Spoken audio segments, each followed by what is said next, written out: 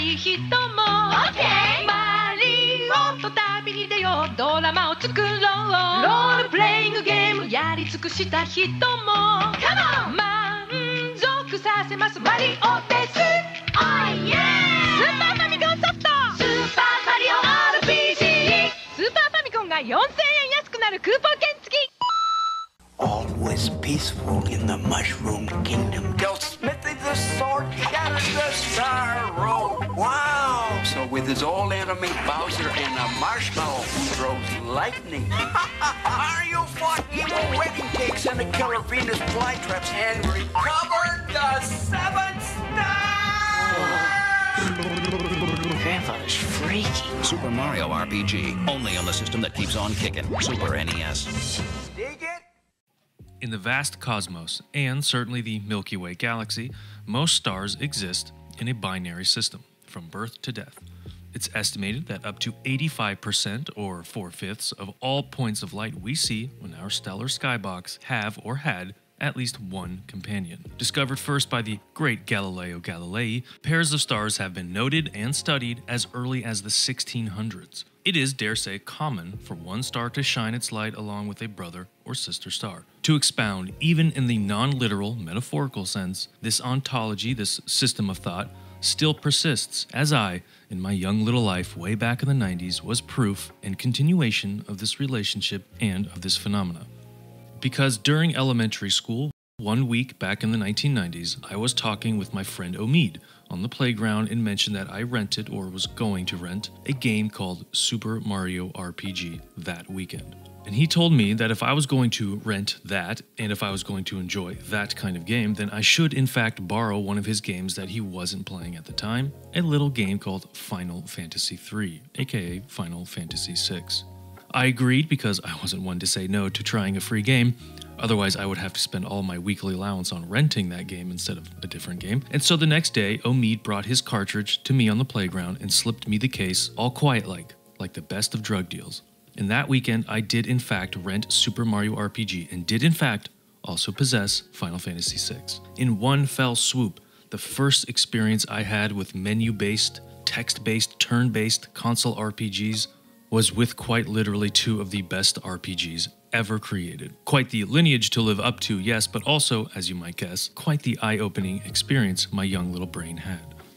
The introduction to turn-based RPGs for me was very much like the stellar introduction of hot, dense gas ignited and maintained by fusion. Most stars come to be in a binary sense, and most stars persist in this manner, and for me, my star, my RPG experience, was ignited and maintained via a binary paradigm as well. Two games, two classics at the same time, in the same weekend, witnessed by the same pair of eyes, Super Mario RPG and Final Fantasy VI. These two games would and still shape my perspective and expectation of how RPGs should make me feel, or how RPGs should be digested and ultimately regarded. These two games, this binary, was a pivotal moment in my gaming lexicon, in my gaming history. This jump-started a career of loving and playing nearly any RPG, and by extension video games, that I could get my hands on. From this nebula of potential and the unknown bore 2 stars, 2 games that would forever change my perspective and indulgence in this art form. I suspect I am not the only one who was first exposed to turn-based RPGs via Super Mario RPG, and I suspect, thanks to the remake, I will not be the last. And as an introduction to said genre as a demarcation point, I think this game is damn near perfect for it. It has the personality, the flow, the systems, the graphics, the gameplay, and the IP to ease any one player from 5 to 55 into itself, like how a goddess might beckon you into its eternal bosom. Amen. This star shines brightest when one is lost in the darkness of ignorance, when one simply does not know what one is about to get into, and that was me. In late 1996, Spider-Man shirt, Batman backpack, Pog collection all. I was a kid who simply couldn't understand the glory and absolution that RPGs would soon provide. The light that would otherwise blind all other light. Now, that slight tongue-in-cheek affirmation of my first experiencing a genre of video games, or even the art form itself, is a bit crass, if not outright goofy. It no matter the less is true. Super Mario RPG, The Legend of the Seven Stars, is one of the most influential console RPGs, otherwise known as JRPGs at the time, that came out in the 90s, right up there with Secret of Mana, Final Fantasy VII, Xenogears, Chrono Trigger, Breath of Fire, Lunar Silver Star Story, or literally dozens of other top-tier RPGs of the decade. It only seems fitting that the concept of binary stars would merge so well with my personal experience with the game, as well as the literal story in the game and development of the game. Because both Final Fantasy VI and Super Mario RPG are eternally linked together in my brain, in my life experience, bound together in a binary dance as it were, it is difficult to parse either separately as its own thing, but maybe the thesis for this retrospective video could be about that relationship. Not of my personal experience, though I will use that to elucidate any points, but about the relationship of player and game, the amendment of expectation of genre, or maybe about the duality of character and context. After all, Bowser is not only not the bad guy this time, but one of your party members.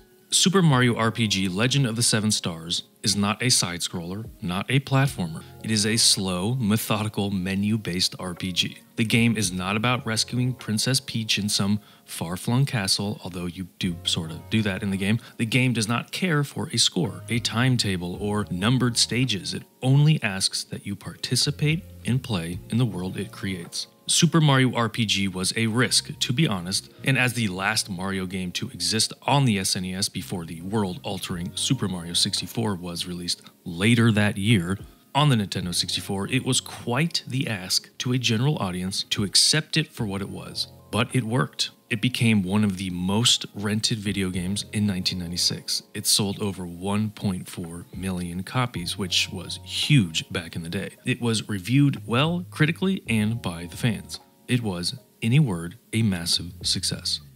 According to Yoshio Hongo of Nintendo, at the time, Super Mario RPG came about from a desire to produce an RPG game using Mario that could do better outside Japanese markets, ostensibly in Western American markets. Interestingly, it also fell along the lines of a unique binary, trying to bind one concept onto another, that is, join one market onto another, or otherwise sell the idea of Mario in a completely new way.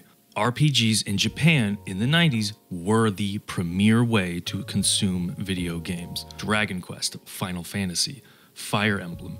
These games became pillars of the console generation and of the console market. They were dominant in the console market, in fact. So the idea or desire to take one of the most recognizable characters and IPs into a different genre, one would dare say trendy genre, was not only somewhat risky, but the demand was obvious. All roads pointed to floating numbers and stat sheets. The game took about 2 years of development. At the time, that was pretty long, and was directly modeled after Final Fantasy. The binary relationship I had with these two games, these two IPs, serendipitously was also represented and expressed in the development of said game. Final Fantasy VI was quite literally the inspiration for Super Mario RPG's battle system, and has a direct lineage to said series, partially evidenced by the inclusion of the Culex secret boss battle. I suppose in a weird twist of fate, I mirrored their own expectations and development process in my consumption of these games, playing them at the same time, almost like eating the chicken and the egg in the same meal. Final Fantasy VI, or 3 as it was called in the Western markets, was and is widely considered one of the best Final Fantasies ever made, not to mention one of the best RPGs ever made flat out. So to marry these two seemingly disparate IPs or genres into a functional game and coherent concept was no easy task.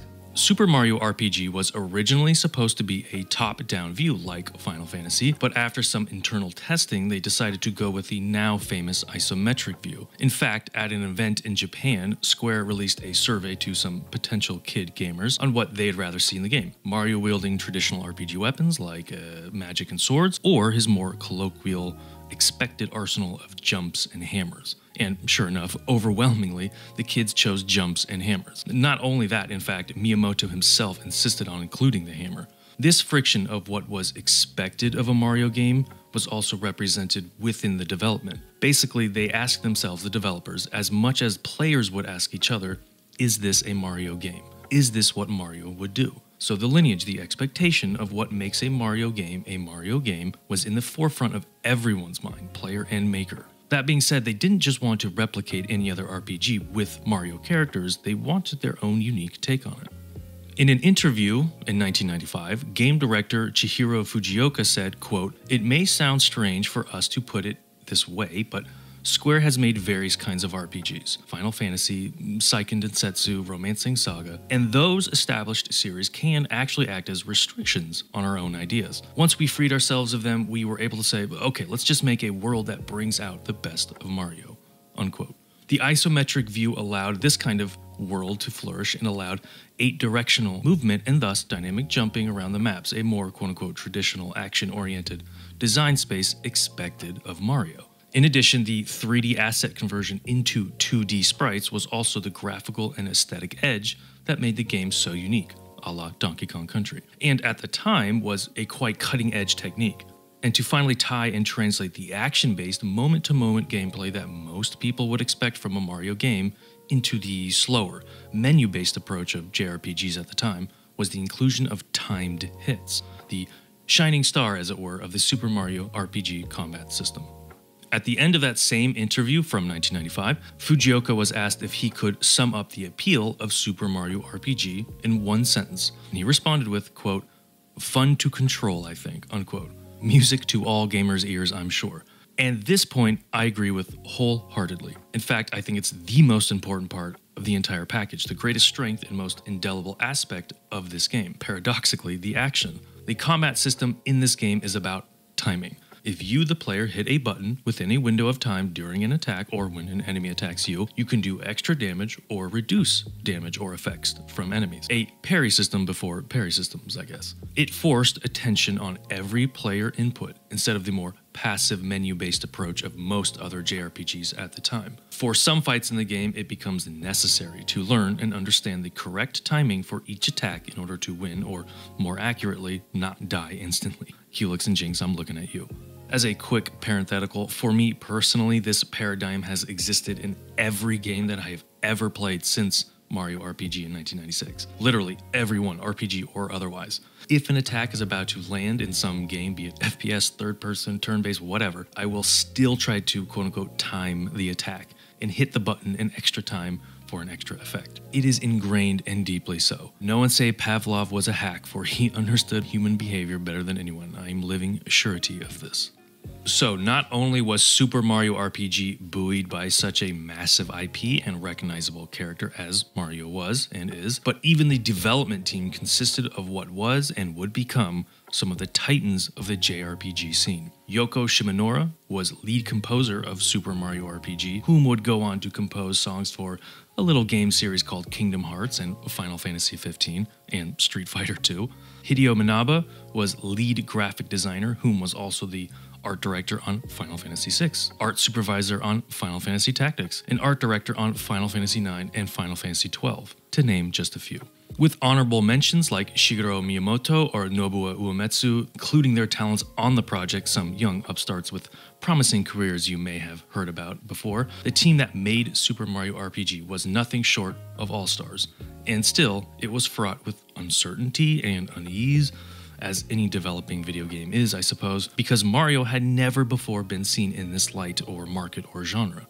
To marry two disparate concepts, two holistically different ideas, to form a functional binary relationship, as it were, is one of the more difficult things to do when creating something. The first person to combine peanut butter with banana, for example, spoken word over groovy percussions, or folklore and dice rolls. The first person or persons to activate this synesthesia, this novel binary, is where Super Mario RPG gestates. It is where something like that can come into existence. It's one thing to just say words in combination with other words, like some kind of Mad Lib, so that the stapled idea sort of just exists in its own word state. But it's a totally different thing to make such a combination, such a binary, actually function, and then try and be good on top of that. Trust me, it's a lot harder than it may initially seem. But you also gotta remember, in the 90s, it was a time of paradigm shifts, of really extending the concept of what a video game can be, as well as improving and iterating on what it was. For example, in 1990, it was NES and Atari, flat 8-bit sprites, 8-bit music, Mario, Zelda, Donkey Kong. And then by 1999, we had Final Fantasy VIII, System Shock, Gran Turismo, EverQuest, fully 3D realized spaces where simply the function of video games became vastly different to its decade-old predecessors. How a player interfaced with the game was simply far more realized and therefore immersive than it was to its 2D counterparts. A true evolution, a true paradigm shift. Super Mario RPG was exactly this binary, this novel portmanteau, this stretching of the paradigm, as it were. Novel graphical techniques to form a faux 3 dimensions, trying to replicate an action-based genre in a turn-based, menu-based system, and turning a recognizable product on its head, praying that people would willingly consume the new thing, let alone think it's good. Super Mario RPG was, in all but IP, a gamble. Even though the artists and programmers and developers behind the game were some of the best in their field, at the end of the day, it is art. It's fundamentally risky, it might not work, it might be reviled, it might fall flat on its face, it might change the world. You simply never know. To wish upon a star is, in reality, to relinquish control and admit that what is about to happen is impossible to predict, and all you can really do is speak into the void and basically ask for help. And as it turns out, the beginning of Super Mario RPG does exactly this. Princess Peach is abducted, as is her wont in these games, by Bowser, an angry, spiky-shelled turtle of doom, and leaves us players with a simple call to arms, a clear and defined, actionable request. Help. And to help we will, Princess. For the next 20 to 30 hours, we will do just that. Normally in a Mario game, hitting up a castle, or Bowser's castle as it often turns out, is something that ends a particular adventure or chapter of an adventure. Usually we fight a baddie or traverse a lava pit or even take down Bowser himself, but in Super Mario RPG, we start our quest here. The first second we take control of Mario, he is inside Bowser's castle. Here is where we get a first of the controls and battle system, and let this be a lesson to video game makers everywhere. This is how you start a game. No messing around, no faffing about, simply right into the main meat and potatoes of the game, nearly instantly. The first second a player controls Mario. We fight some turtles until we get to a bridge over a lava pit, which is very reminiscent of old school Mario games. From there, we go into another room with a large chandelier, and to our first tutorial boss fight. In this fight, we get a sense of how to time hits and use items if we need to, and we also get a taste of gimmicks, which is to say, in certain fights, you the player will have to do more than just jump on enemies' heads, and in this particular case, hit the chain that holds the chandelier so it drops out from under Bowser, and we can rescue Princess Peach. But gasp! Wouldn't you know it, right as we defeat Bowser and are about to save Peach, the clouds above the castle cackle in starlight, and down comes a massive, toothy sword, surrounded by 7 dancing stars. The giant sword plunges into Bowser's castle, and the main title card appears. The 7 dancing stars seem to disperse away from the castle, and Mario, as well, is inextricably ejected from Bowser's Keep and all the way back to a shack in the woods known as Pipe House. And yes, you heard correctly. Mario, the greatest plumber warrior of all time, whom has saved the lands of Mushroom Kingdom countless times, whom will assuredly save the kingdom and others again in the future, lives in a van down by the river. Lives in a shack down by the swamp. While Princess Peach remains an erudite socialite, a woman of import and expense, Mario, the man with the unflappable mustache and stained overalls, and by all accounts Peach's sole keeper, remains destitute and shunned, essentially, cast away in the muck of obscurity while feral Goombas and turtles roam past the safety of the walls of the kingdom. Now, this could be by choice. Maybe Mario assumes he is an open target and thus wants to create a buffer zone of safety for those he cares about, like Peach and her subjects. A very Spider-Man mentality. Or maybe he just wants to keep a close eye on Bowser's Keep, as it sits right above him on the hill. But I like to imagine that as much as he does for everyone in the kingdom, he is more or less a pariah in the eyes of the aristocracy. I would argue, as evidenced by the multiple occasions of random people in the game suggesting they've maybe heard of Mario before, that they think they know what he's about, that they're not quite sure of what Mario does or has done. They just know he might be able to jump, or that he's a myth, a story told around a campfire. This suggests that Mario is in fact an outcast, persona non grata, and further instills the belief that Mushroom Kingdom is a self-serving and ultimately corrupt, all the way down and all the way to the top. It's a true conspiracy that will evolve as the game goes on, but know that this is where the real questions begin. In this shack in the swamp, lovingly dubbed Pipe House, right on the doorstep of Mushroom Kingdom. All I'm saying is do your own research, look it up. Just keep asking questions. Don't believe the lies and propaganda the mushroom media sells you. The aristocracy of Mushroom Kingdom hides dark secrets, and they use Mario as a patsy for reasons unknown. In any case, Mario crashes back into his shack and Toad is there waiting for us for whatever reason to task us with our adventure for the game, like any good literary porter does. From here, we get a chance to save on the Starbox save point, which is very colorful and cool, by the way, and then we go back to Bowser's Keep in order to save the princess. But when you know it, a big old meanie, big old goofy sword is in our way and so harangues us. He is quite literally playing gatekeeper and tells us to fuck off, and so destroys the only bridge into Bowser's castle, forcing Mario to take the long way around. Back in Mario's pad, Toad tells us we need to go inform the Chancellor about what's happened. So we are off into our first map and new area of the game, Mushroom Way. In Mushroom Way, we get introduced to treasure boxes, hidden treasure boxes, some environmental puzzles / interactables, and some new enemies. And when we kill said enemies, we are introduced to the level system of the game. This is a somewhat unique take on leveling up, especially in a JRPG sense. Most times when you level up in a JRPG, the game automatically allocates stats or automatically increases some kind of attribute. As the player, you usually have little to say in how you kit out a particular unit or character, but in Super Mario RPG, a player is allowed to build their character in a way they would want to. Make Mallow have high HP? Sure. Make Bowser more of a mage than a bruiser? Go ahead. Each character has their proclivities and strengths, but you can flatten out those curves, if you wish, by assigning a particular level up attribute you want that character to have. During level up screen, you are given a choice of 3 bonus stats to choose from, so it's not that complicated, nor is it a dangerous choice. Meaning, it really doesn't matter what you choose, you're still getting all the more powerful as you level up anyway, and you will not quote-unquote brick your build, so to speak. Mushroom Way also has a banger of an OST to accompany the map, which is something that you as a player will notice in this game, and to be truthful, in all Mario games. The music you will hear, the tracks you will listen to, are all instant earworms. Regardless if you like one above another, you will be humming these tunes as you mow the lawn or do laundry or you're at the gym or you're making dinner. It is something that is intrinsic, I think, to all Mario games. The holy trinity, as it were. Gameplay, music, mood. Every single Mario game excels in these 3 attributes, like almost annoyingly so. Nintendo prides itself on exalting these 3 properties to an almost unhealthy degree, blowing way past most other competition in that space. They are the gold standard when it comes to this, and most other games will be judged against them. All Mario games since 1985 have had extremely tight and fluid and ultimately fun gameplay.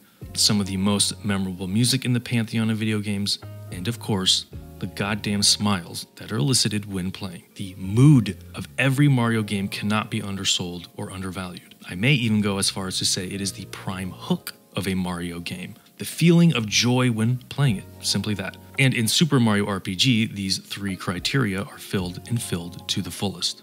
Speaking of fulfilling expectations of Mario, our first real boss battle of the game happens at the end of Mushroom Way, with the iconic Hammer Bros, classic Mario villains. You can punch them all you want, but the truth is, just like in 1985, the best way to get rid of any Hammer Bros type enemy is to jump on their dorky little heads. It will only take about 2 timed jump attacks from Mario's special attacks to kill either Hammer Brother, and for our trouble, Mario gets to take home their hammer weapon like a bully takes someone's milk money. In Super Mario RPG, each character gets a few different weapon archetypes throughout the game. Mallow can use musical instruments and staves. Peach can use parasols and kitchenware and slap gloves. Yeah, that's right. Need I remind you this was in 1996? Geno can shoot various projectiles, Bowser can claw and throw chain womps, and Mario gets to kick shells, punch, and bonk enemies with hammers. Each weapon type has a distinct timing, so there's at least a modicum of skill cap involved when attacking and acquiring new weapons. From Mushroom Way, we breach into Mushroom Kingdom proper. With another banger of an earworm track, Mushroom Kingdom is a jaunty, colorful map full of NPCs and shops and various homes for Mario to break into. Also from here, we the player can do the second step in the 3-step RPG process, and that is the town shop sequence. And if you don't know, most single RPGs can flow thusly, from dungeon to town, then to travel. Repeat. The second step can be inserted between any other step, but the vast majority of times it goes like that. But for us now, we just need to talk to some NPCs, jump around, and find some secret treasure chests if we want, giggle at the inane and tongue-in-cheek dialogue, until eventually we get curious enough to go into the castle and talk to the Chancellor. The Chancellor of Mushroom Kingdom is glad Mario is there, for something terrible has occurred. And to be honest, one could argue that the only terrible thing to occur seems to always occur around or because of Mario himself. A tree in the woods and all that, looking at these events in a vacuum or itemized in a spreadsheet, it really does appear like Mario seems to be the progenitor or catalyst for all these events that he must then clean up after. The Mario conspiracy thickens. Still, the Chancellor tells us that a loud explosion rocked the castle and made him drop his, spores? He asks what happened to Peach and Mario, and as is wont throughout the game, Mario pantomimes the past events in a cute way for the Chancellor. While the Chancellor thinks Bowser is behind this, because when the fuck is he not, Mario makes it clear that a third party has entered the scene, the Smithy Gang, and is currently occupying Bowser's Keep. Because of this, the Chancellor officially tasks us with getting Princess Peach back and gifts Mario a powerful artifact in order to complete this task, a map. Oh. Goody. Okay then. You know, this makes me think. Maybe Mario just has a really bad sense of direction. Maybe that's why he lives in a shack in a swamp in the backwoods of the castle. Maybe that's why he's treated like a third wheel, a black sheep, or an exile. But also, you know, you gotta remember, if something is exiled, that usually means something cannot coexist with the thing it is being exiled from. If that's true, then what is Mushroom Kingdom hiding? What do they not want Mario around? Why does Mushroom Kingdom need such a man far away from their homeland, obscured by the shadows of their supposed enemies' imposing castle, right in their backyard? There seems to be a concerted effort to obscure or obfuscate Mario's contributions, as evidenced again by the occlusion of Mario in the public eye and how people aren't sure he even exists in the first place, to almost deny all that he has done as if to suggest something or someone else did those heroic deeds. Also, on that note, who the hell is King of Mushroom Kingdom? Peach is a princess, yes, but there's no acting queen or king or even regent. The title and vocation of Chancellor is traditionally a senior official or legal official for a head of state or section of government. So the Chancellor of Mushroom Kingdom is simply a figurehead, a mouthpiece. And he holds no true power. Only the princess is lawfully able to adjudicate and move policy and shape the realm for the better. So what is the Chancellor's angle here? And where is Princess Peach? Gone, of course, captured by the enemy. How consistent, how convenient. Before we move on and meet one of our traveling companions, Mallow, think about what has transpired so far in this game's lore, about the events that have shaped the crisis Mario is currently embroiled in. 1. A head of state is captured from an unknown party. 2. A prodigal agent is hired to secure and rescue said head of state, a princess. 3. From a quote-unquote concerned member of the aristocracy and municipal government whom claims only to want to help. Now, I'm not suggesting any ill motive here yet, but it is curious that a motive is even present at all. The Great Mushroom Conspiracy runs far deeper than any of you think, but only time will elucidate, so for now, we must continue on our journey. For now, we will bid the Chancellor's doing. For now, we will keep our eyes and ears open. Outside Mushroom Keep, on the steps outside the inn, Mario runs into Mallow, an anthropomorphized Nimbus Cloud who gets his frog coin stolen by a purple crocodile thief and so cries a thunderstorm over the city until Mario jumps for an onlooker and Mallow goes all fangirl on him and suggests they travel together. Yeah, this is assuredly a Mario game through and through, if you could not tell already. We must chase the robber into Bandit's Way, like, gee, wonder where else he could be, and fight past lizards, Goombas, Koopas, and dinosaurs to do some environmental jump puzzles until eventually we catch and attack the Purple Croc himself, aptly named Croco. Croco will hit hard if you mistime his binks and bonks, so you may have to restart this fight again if you're still having trouble getting those timings down, but otherwise is a rather straightforward and not too difficult fight. That being said, Mario died and Mallow barely snuck by with a victory, so, you know, your mileage may vary. After the fight, Croco relinquishes Mallow's frog coin, and we head back into Mushroom Kingdom. However, as we enter the kingdom, it is now apparently overrun with Shy Guys on pogo sticks. That is not a pornographic euphemism, by the way, so don't go Googling that up, okay? Don't do it. Don't you dare. Alright? Don't you dare Google Rule 34 Shy Guy. Don't you dare, damn it. Anyway, so as we rock around Mushroom Kingdom, we can enter all the homes and shops and fight some of the Shy Guys for coins and experience and help out the locals too, I guess, if you're into that sort of thing, until eventually we crash into Mushroom Keep and do the same inside there. We can also visit Princess Peach's room as well, though, let's be honest, Mario ain't no fucking newbie mook when it comes to Princess Peach's private quarters, if you know what I mean. Oh! As much as propriety dictates action in a feudal medieval time period, Princess Peach and Mario are very, very familiar with each other. Let's be real here. I mean, come on. Did I mention not to Google Rule 34 about this game? Because don't do it. Don't you dare, all right? In any case, put your pants back on because we need to bust down the throne room doors and take care of the real business here. The interlopers, the usurpers, the ones that have taken over this mild-mannered kingdom and ensured chaos in their wake. The coterie of bouncing Shy Guys and their cartoon dagger leader, Mac the Spring-Loaded Sword. Luckily for us, Mallow is usually a worthless sack of puffiness, but when it comes to AoE attacks, that is where he shines the most. So, Mallow will continually one-shot all 4 of Mac's bodyguards with his Thunderstorm spell, as long as you time it, that is, as Mario pummels the sword with jumps and fireballs. Before long, before you know it, Mac will die and disappear into nothingness and coins. From Max's corpse pops out a blue wonder, the first of 7 godly legendary wish-granting stars that will come into Mario's possession. After the fight, Mallow suggests, quickly I might add, maybe a little too quickly, that we go to his grandfather for help because apparently he knows everything. Anyway, again Mario is quickly dispersed out of the Mushroom Kingdom, literally just saving it from a group of angry thugs on pogo sticks, this time by a rather new and not totally known entity that is Mallow. Curious.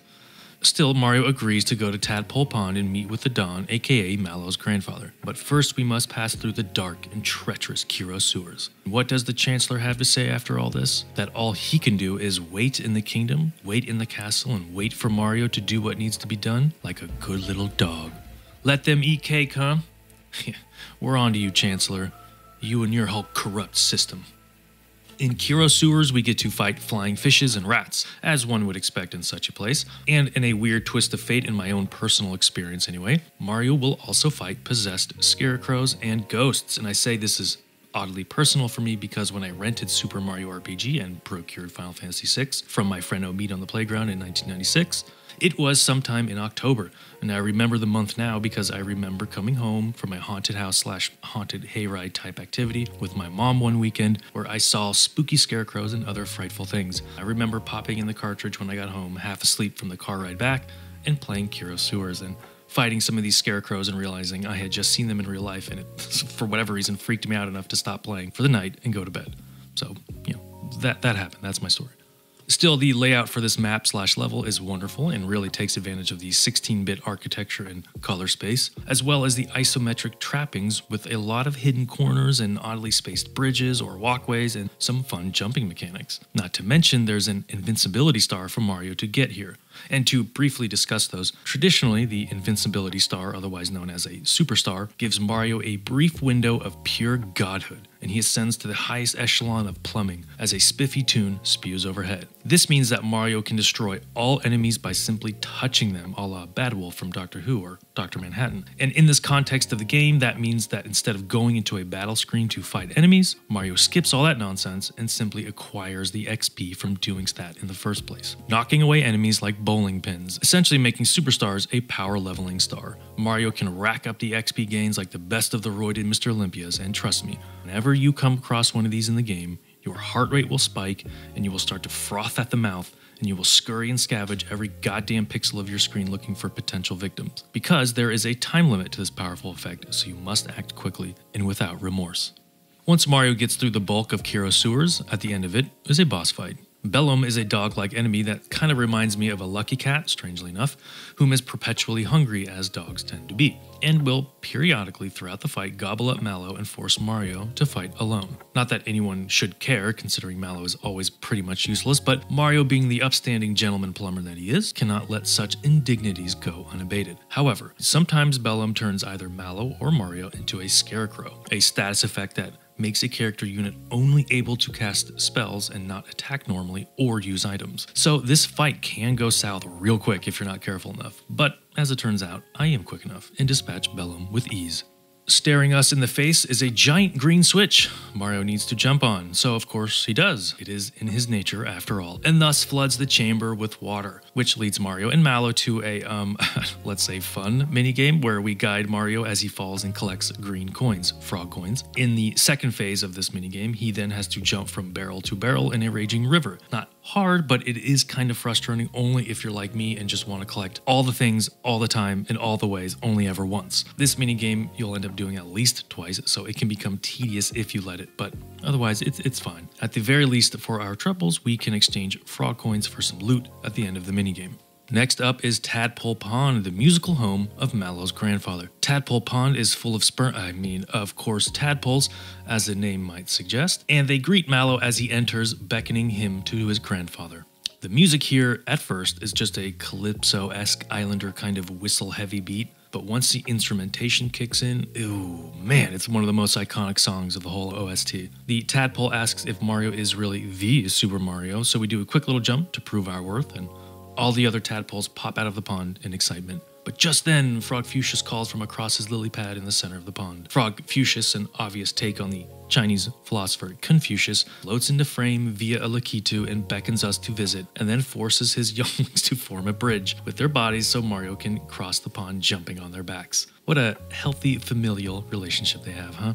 Actually, which also begs the question, is Frog Fuchsius the sire of all these tadpoles? And if so, where's the mare? Where's the other half of this equation? I understand they're frogs, quote unquote, and they reproduce en masse and usually without a mammalian rearing and bonding scheme as humans like Mario would be used to, but this is a kid's game, and for all intents and purposes, otherwise stated, everything is anthropomorphized in a human being context. So, where is she, Frog Fuchsius? What did you, or even Mushroom Kingdom, your chummy aristocratic pals, do to the mayor of this tadpole? How far does this corruption go? What did they offer you? What deal did you make with them? What horrors have you seen and done, old man? How has your wisdom gained? From the blood and sacrifice of the young? From the tadpoles you use as makeshift civil engineering projects? You're on the board now, Frog Fuchsius, okay? We got you in our sights. You're part of it all, aren't you?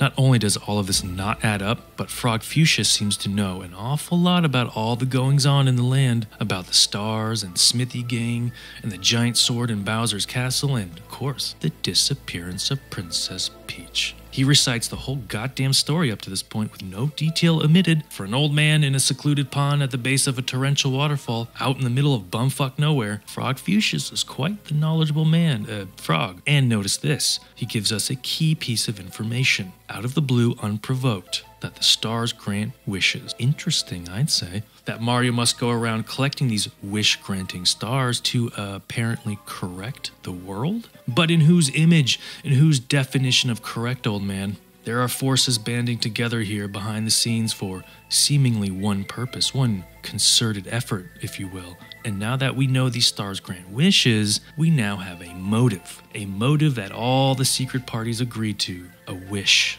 And what is a wish? A wish is something that shapes the world in the image of the wisher. One wish, one world, one order, one rule. One singular force to rule them all. A new world order. One wish. The conspiracy is laid bare now for all to see, but we must still play our part. It's the only way to stop them, actually. Mario must concede and continue until the opportune time to strike and deny this conspiracy at hand, this scheme, this new world order. For now, Mario must continue this little play. After telling us the plans of the Smithy gang, Frog Fuchsius also tells us of Mallow's backstory. Luckily for us, this is not a Naruto situation, so we don't have to endure 6 hours worth of useless backstory, just a few sentences that make it clear that Mallow was adopted, and that his true lineage is in the sky, with the cloud people, like, no shit, he's a literal fucking cloud. Didn't need the sage on the hill to tell us that Mallow wasn't a frog, but Mallow is basically as smart as a doorknob, so maybe it was for the best he had to lay it out so plainly. Still, Frog Fuchsius tasks us with going to Rose Town, a besieged town on the outskirts of the lake. There we will find what we're looking for, apparently. After all these machinations and soap opera backstories, we can do another minigame, another kind of unique and cool but ultimately a little bit wonky musical game where we design a bar or two of music via tadpole jumping to hopefully impress the musical composer and get some items. I won't spoil how to do it or what the music is, but suffice to say, you will be annoyed and probably frustrated, even for someone like me who can read sheet music. Still, for an SNES game, it's quite the ambitious minigame to include. Leaving Tadpole Pond, we head into Rose Way. I'm noticing a naming motif here, the intersectionary map before Rose Town. The main gameplay hook here is some classical Mario moving blocks where Mario jumps on a yellow block and it moves in a discrete pattern, and from there you jump on another yellow block and so forth and so on. I really appreciate the inclusion of the more, notorious or well-known action-oriented side-scrolling motifs and gameplay elements throughout this game from previous Mario games. And they are well represented, mind you, in various ways. And in that same interview from 1995, Fujioka said nearly the same thing, quote, "We had to think of what different connotations and nuances jumping and dashing had in the Mario world. On this point, we really had to depart from the established conventions of RPGs," unquote. However, this, you might think, might alienate people expecting an isometric game and isometric controls, but Fujioka assuaged those same concerns further in the interview, quote, "We really wanted to make an RPG where the player is always engaged with the controls. In RPGs, there's usually a lot of waiting. The majority of the time is probably spent not pressing any buttons, in fact. But pressing buttons, the controls themselves, that's a huge part of the game," unquote. And I would agree and argue that's a massive part of Mario games in general. Again, it cannot be overstated enough that Super Mario RPG is a Mario game through and through. It's just also a marriage of that paradigm and a near-perfect view through the prism of the console RPG. Two binary elements dancing and playing together in harmony, as it were. Mario still jumps and platforms and grabs coins and plops on Goomba's heads, but it's just slightly askew enough to warrant a fresh take, and just unique enough in the console RPG space that it stands on its own, that it demands attention, and that it is ultimately fun. Even in Rose Way, there are some unique physics-based puzzles, or platforming, that Mario and the player can interact with. Instead of the yellow platforms moving in bespoke patterns, usually linear, there are two blocks that swing at a certain speed that the player can manipulate the path of and ride along with. It's a true blue physics-based puzzle, albeit simple, in a 16-bit game on the SNES in 1996. Like, damn, I don't know about you, but that's impressive. That's some genuine clever programming right there. On the way out of Rose Way, Mario finds Bowser, whom in my head always speaks in a gravelly Cockney accent, I don't know why, and his small army of loyal troops. Some shelled warriors, hooded sorcerers, and of course, the lowly Goombas. He addresses them as if preparing for battle for siege, and so marches his troops out of Rose Way and presumably back to his castle. Wonder how that's going to work out for them. Still, now that Mario has fully traversed Rose Way, we can enter Rose Town proper, and wouldn't you guess it, it is also currently besieged by Shy Guys on pogo sticks in a rain of arrow fire. To dodge the arrows, we soon take respite in a nearby inn and witness a small child, Gaz, play battle with his action figures, of which are mini versions of Mario and Peach and Bowser. And as it will turn out, a new mysterious, badass anime protagonist, the Pinocchio knockoff Gino, blue-tunicked gun doll. Mario is invited to play with the kid, and like the good dude he is, he agrees. However, Gaz nor Mario are ready for Gino's super-duper custom-patented, one and only, shooting star shot. And as such, Mario gets railed by this move and collapses, getting knocked the fuck out. As Mario recuperates upstairs, however, and how gracious for this kid's mom to offer her bed, huh? A mysterious star injects itself into Gino the doll, and poof! Gino becomes a real boy, a real-life-sized doll in any case, and then scurries away in abject fear, as I expect suddenly becoming conscious of the world around you might make you feel. After resting up from getting beat up by a kid and his toys, Mario ventures back into Rose Town to try and find out what's happening. Here we can climb on some houses and fall down their chimneys like green pipes and get some secret treasure if we are so inclined to do so, but otherwise we can buy some items and whatnot and then continue our journey on to the next map, the Forest Maze. So, in most RPGs in the 90s, there were certain requirements necessary to implement in order to ship a game out to the masses. Some might think that's a relatively bug-free functional product, or the proper trademark and IP registration and distribution rights, or even the physical manufacturing at the chip plants or the various plastic makers needed for the cartridge housing the chip. But you'd be wrong. Good sir or madam, you'd be dead wrong. The true criteria for a full-fledged 1990s RPG, and that even goes for the 2000s, is as follows. Lava level, either in the beginning or end of the game. Ghost pirate ship. Recursive/infinite maze, usually in a haunted forest, but sometimes in a desert. Twin world/world altering event, which augments the original world map. Abandoned mega lab/factory that houses a WMD of some kind. Airships. One or some of these, or all of these, among many others, must be present in the game in some capacity in order for it to be released for public consumption. Originally ratified in 1990, the Yatta Accords were signed at Squaresoft headquarters a few years after the stellar success of Final Fantasy I. After that, nearly 90% of all JRPGs produced in the 90s had some, if not all, of these prerequisites. Colloquially, we call this regulation the 90-90 rule. And wouldn't you know it, one of these tropes is present here in the Super Mario RPG, the infinite/recursive forest maze. Though to a lesser degree. After all, this is a Mario game, a game aimed for a younger audience. However, the music is an absolute banger in this map, one of my favorite tracks in the game actually. And Mario must contend with the yellow caterpillars from Super Mario World, if you remember, in addition to Donkey Kong's, that's chained up apes that is, killer mushrooms, killer bees, and killer trees too. Basically everything wants to destroy Mario with prejudice, but luckily, the game has a bit of an edge for us in the form of lucky flowers. Sometimes when a player destroys an enemy, a purplish flower will pop out and fly towards whomever landed the killing blow. This flower will provide a various bonus instantly, like recovering HP to full, increasing attack or defense, getting a free extra turn, or even allowing the player to gamble at the end of the fight for double coins or XP. I think it's a great mechanic and really gets the heart going when it pops up. But the first area of the maze really is just a few different tree trunks we can pipe down and collect treasure from, but it's all in preparation for the true blue 4-way infinite puzzle maze that's in the next section.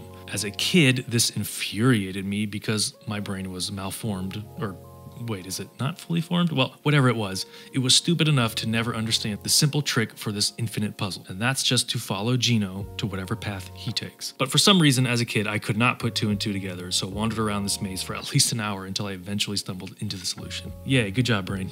Once we beat the puzzle, we are dumped into a boss fight with Bowyer, a massive bow, whom is presumably the one raining down arrows on Rosetown. Nearly 1,000 of them, as he counts it. I love his sprite, by the way. As is with most of this game, the 3D to 2D conversion in art direction is simply fantastic, as evidenced by me playing this nearly 30 years later and still impressed with the visual clarity and fidelity and, vibe of it all. Bowyer taunts the people of Rosetown with more violence, and Mario in return goes full-on Robert the Mario psycho mode, and Mallow has to hold him back as Mario swings wildly into the air. Like, damn, I think our boy might need to work through some shit on his own time, huh?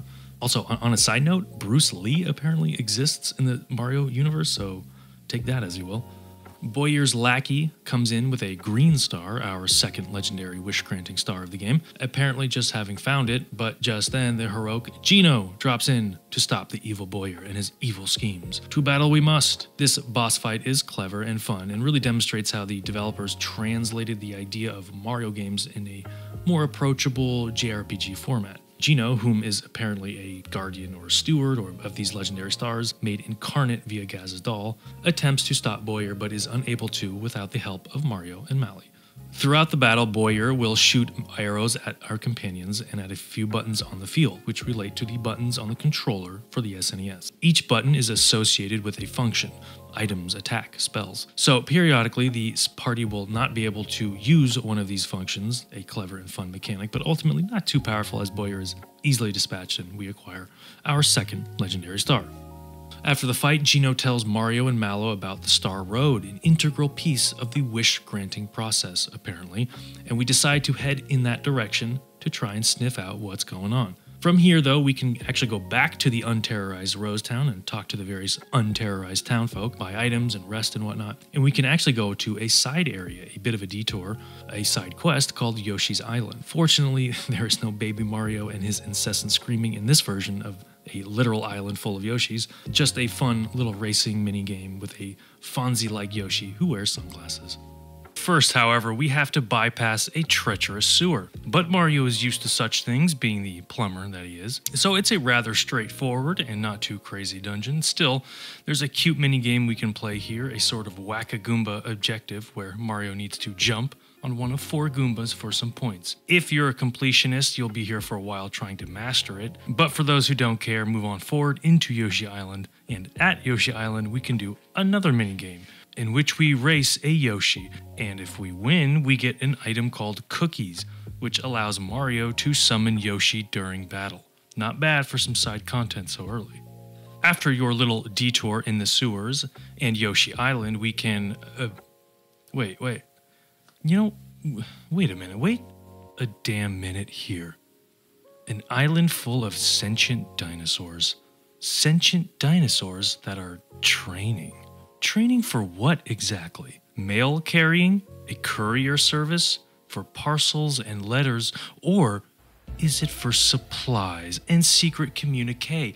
Perhaps in the time of war when the roads would be full of troops or otherwise occupied, and that a swift clandestine form of communication and delivery would not be only needed but required. Curiously, if we go to the southern mailbox and check the one letter that is there is a communication from Mushroom Kingdom Travel Agency. Assuredly a euphemism, a front for the New World Order being spearheaded by the Mushroom Kingdom aristocracy. And what does it say, you might ask? Quote, honeymoon reservations for 2. What could this mean? Is there a second party involved?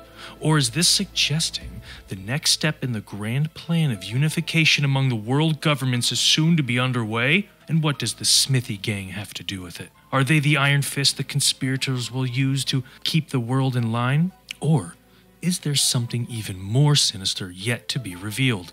There are just too many questions left unanswered. So, for now, we must continue on our adventure to Moleville, on the path to the Star Road, apparently the place where wishes are formed and granted.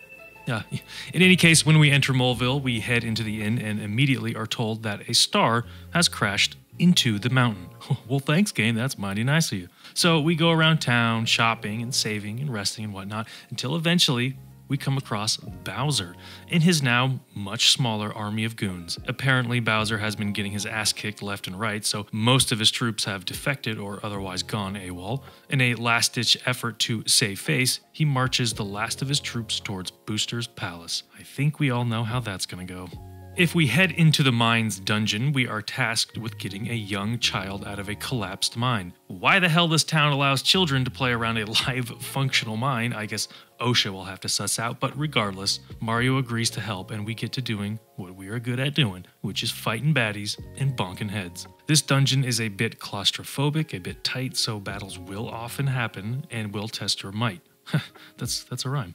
Anyway, about halfway through, we meet up with a dastardly villain who has been collapsing these various mine shafts, and that villain is our dear old purple crocodile friend, Croco. Time for the second round against this little goober.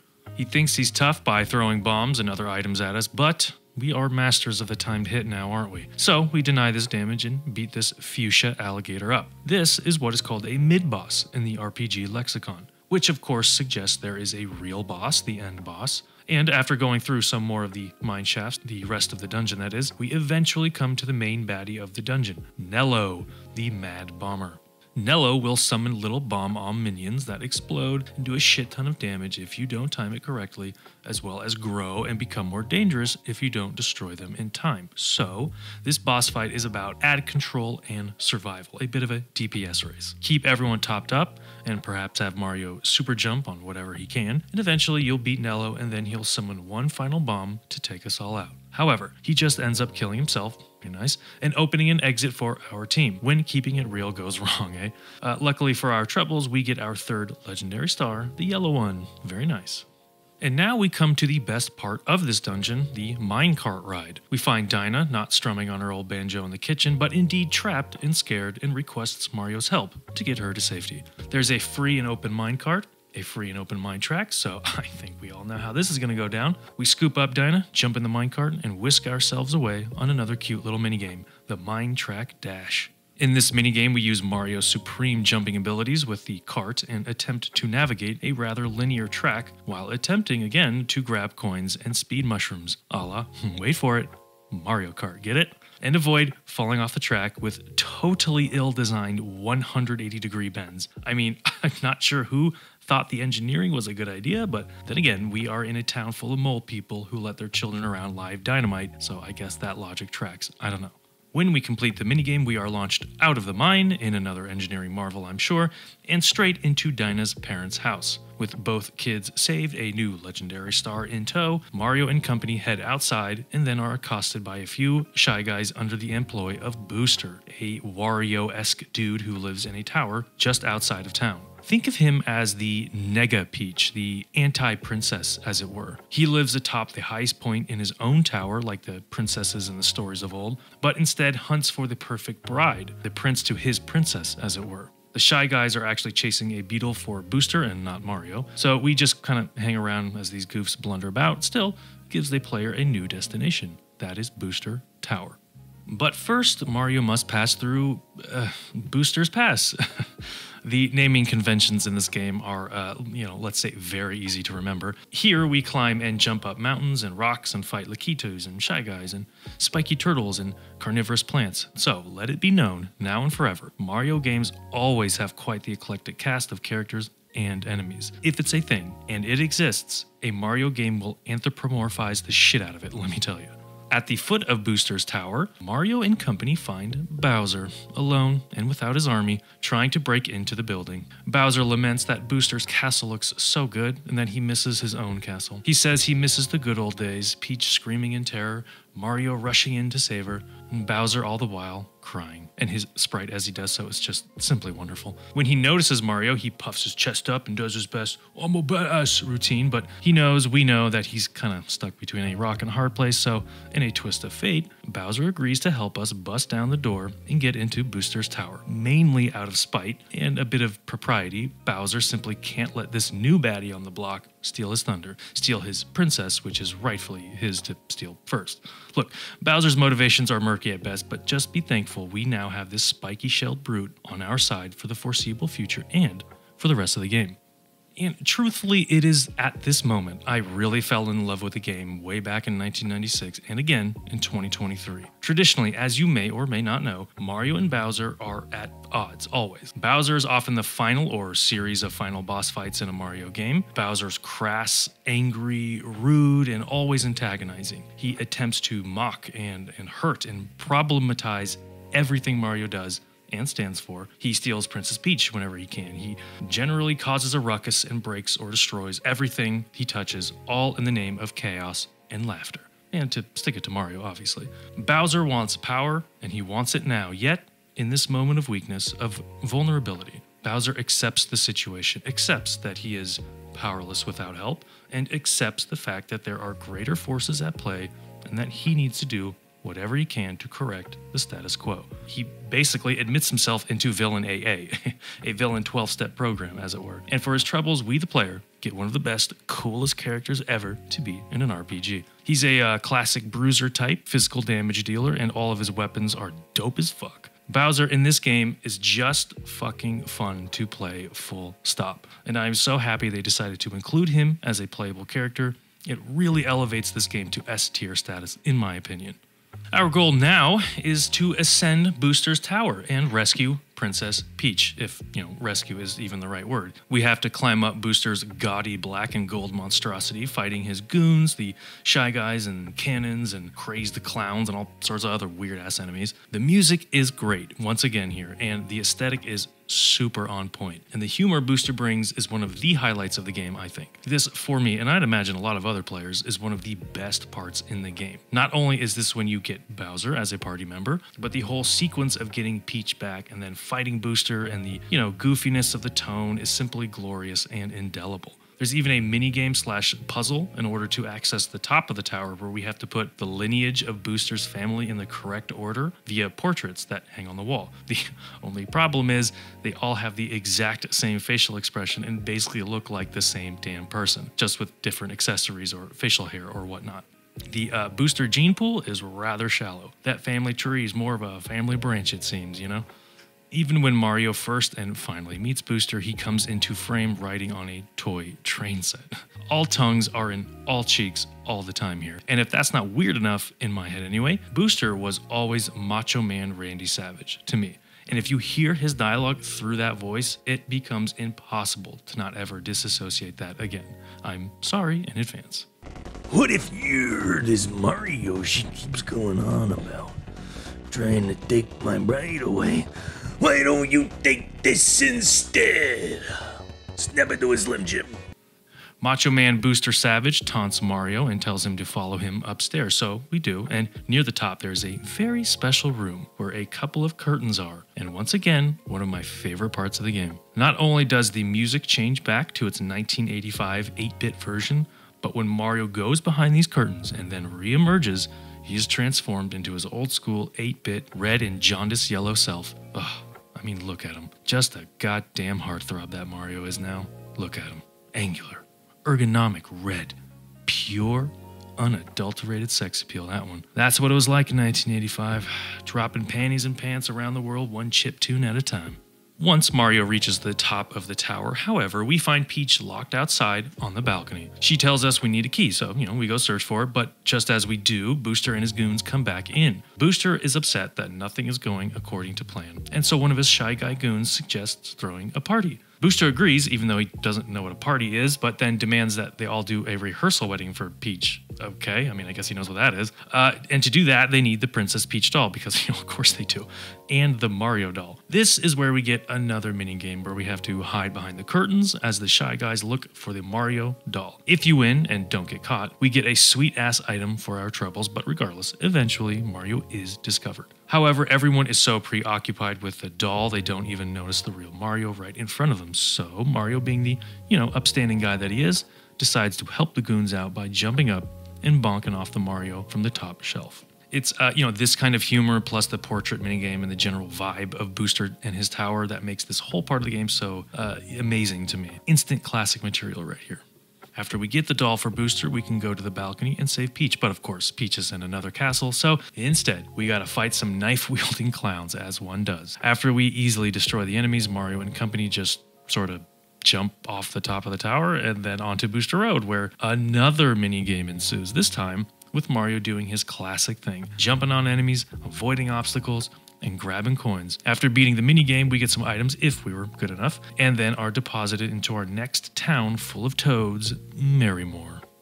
Merrymore is a wedding planner's wet dream. It is a town literally devoted to matrimony and the sale of said matrimony. Everyone that comes here is there to tie the knot, and the main hall or church or whatever the hell it is our destination, as of course, Booster has absconded with Peach inside. With the help of one of Booster's goons and Bowser, we break down the door and interrupt the wedding ceremony. By doing so, we need to collect some items from the ceremony that have dispersed around as we busted in, and when we do, Booster requires a kiss from Peach to finalize the marriage. This is a kids game after all. We can't have an eyes wide shut true consummation of marriage here, so a simple kiss will have to suffice. But as Booster goes in, Bowser interrupts and intercedes, so gets the smooch from old Macho Man Booster instead. Peach laughs her ass off, as I did when I first experienced this as a kid, and tells us to go back to Mushroom Kingdom with her in tow. But as is the wont in any RPG, as soon as we get what we want, we gotta battle for it.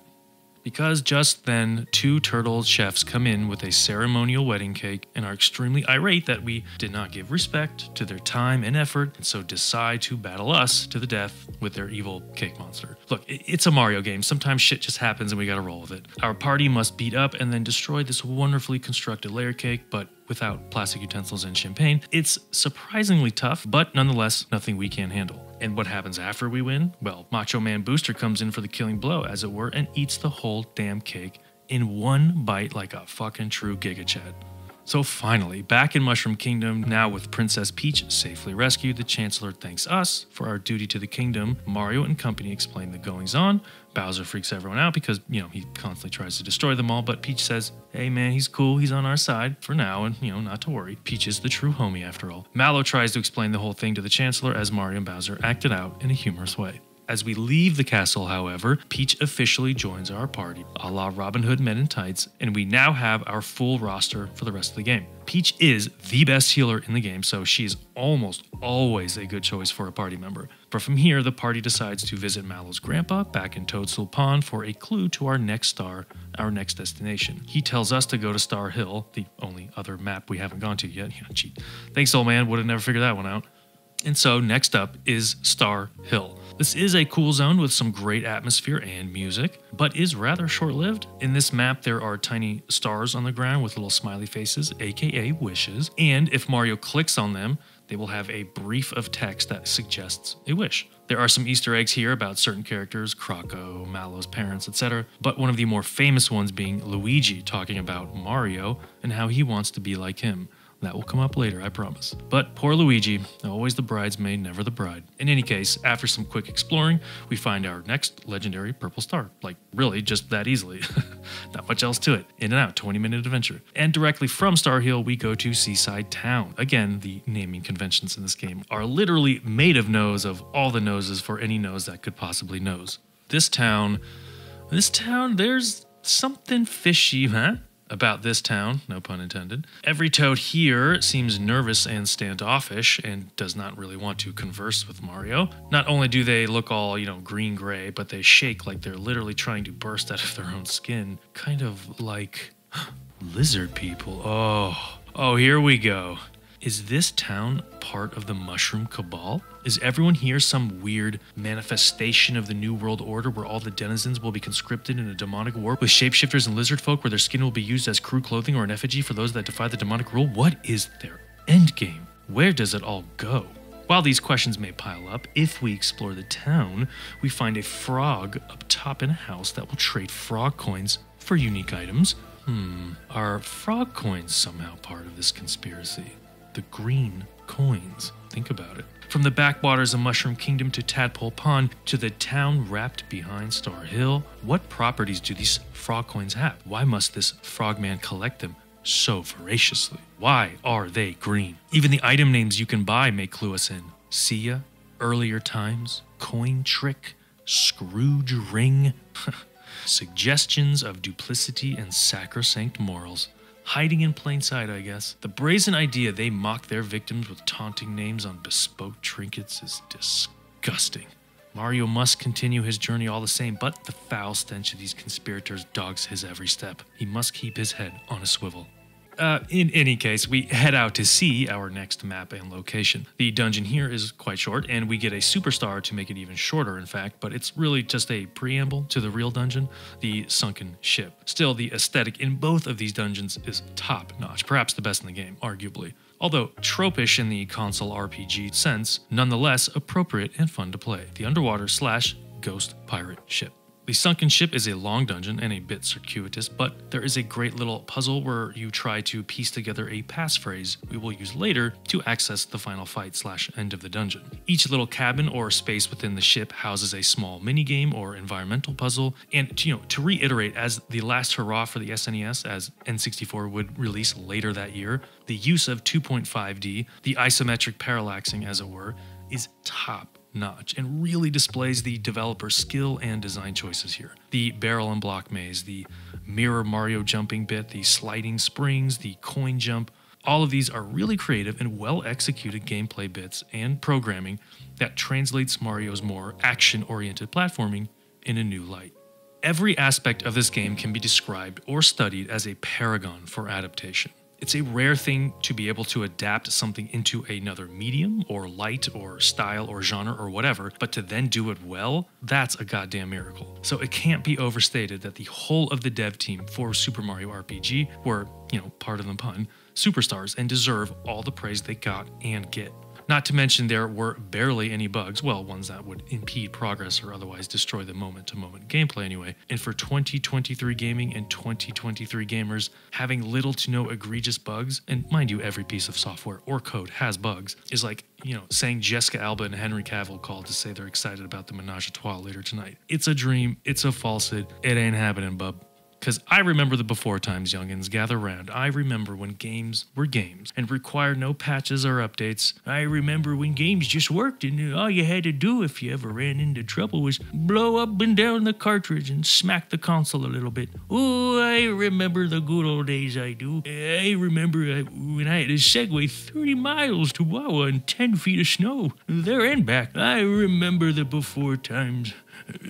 But seriously, the marriage of the RPG to a Mario experience is, and was, so good, so successful, it spawned a whole sub-series within the Mario pantheon. That's Paper Mario and Luigi. So a quick lesson to all those would-be devs out there. Don't be afraid to get your peanut butter in my chocolate, you dig? Regardless, the enemies, the music, the wonderful aesthetic, the minigames and puzzles, the gameplay, this dungeon has it all and is an excellent representation of the design validity and design excellency of this game. And to top it all off, it ends with a great boss battle. After finally figuring out the password, I won't spoil it here, but think of Jack Sparrow as a clue. We get to fight boss 1 of 2 boss fight, a giant mother-flippin' squid. We need to kill each tentacle to move up the space in order to fight the main head and body. And damn, is this squid sprite just fantastic. It's so wonderfully goofy and for, whatever reason reminds me of Beetlejuice. I don't know why. It just seems to vibe with that in my head. After the squid, we go through the other half of the dungeon until we meet Johnny the Pirate Shark, the final true boss of the dungeon. On a quick side note, I just want to say I really enjoy the swimming Mario sprite. It's fantastic. Johnny's goons accost Mario and pals, and so we gotta lay the smackdown on him and do until we get to the boss man himself, sitting on a comfy chair with a glass of port wine in his hand, flipper, whatever. And to me, even though Johnny's goons are clearly hardened Irish sailors, Johnny himself is an erudite, posh German man with a thick accent. And reading his lines thusly makes me giggle. I don't know, what can I say?